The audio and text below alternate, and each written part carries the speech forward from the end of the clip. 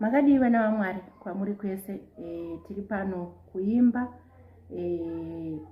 tichiparidza shoko through kuimba. Saka nzira yatinoda kuimba inowanikwa pa 213 muhymnbook re7th Day Adventist. Tichiimbira mai vedu. This song is dedicated to our mother, avo vakanga vakasungwa mugore 2002 vapomerwa mhosva yekuti vakaba sewing machine. Nziyo iyi vaiimba paZhombe. Vanoti ivo havana kurasa Mwari kunyange vakanga vari mukati mematambudziko. So kwauri ikoko zvimwe pada ukuda kuisa Mwari padivi, asi rega tikuimbire nziyo iyi. Jesu mnunuriwa hangu murirwiyo rangu, mponesi munyara hadzi mumatambudziko.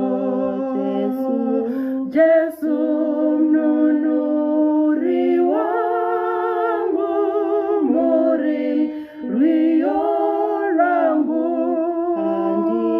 handina imwe hama inopinda imwe,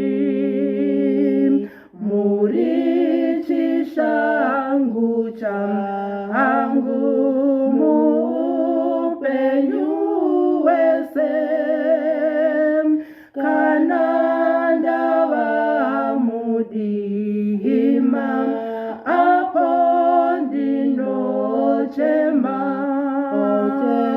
Jesu mnunuri wangu murirwiyo rangu, handina imwe hama inopinda imwe,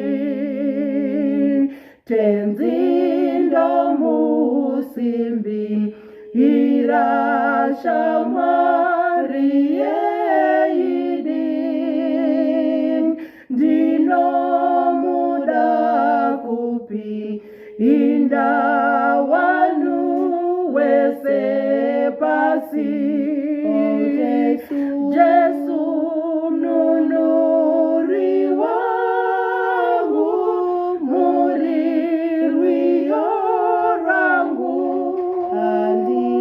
handina imwe hama inopinda imwe,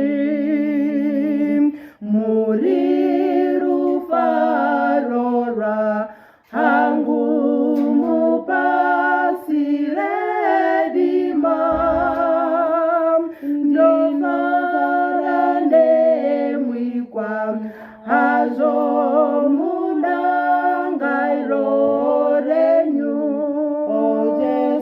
Jesu mnunuri wangu murirwiyo rangu, handina imwe hama inopinda imwe. Jesu mnunuri wangu murirwiyo rangu, handina imwe hama inopinda imwe. So mukuramba kuimba kwavaita nziyo iyi varimo paZhombe police station kuMidlands. Vanoti ivo mukuru wemapurisa akanga ari kuoff, akazouya ndokuongorora nhau yavo, ndokuti ndaimutora munhu ari kuvapomera. Munhu paakazonotorwa ari kuvapomera ndopaakaya akati mai ava havana chii, havana mhosva, but the damage was already done.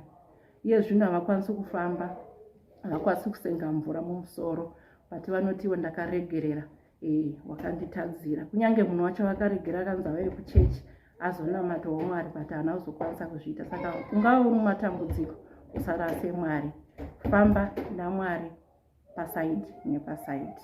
God bless you.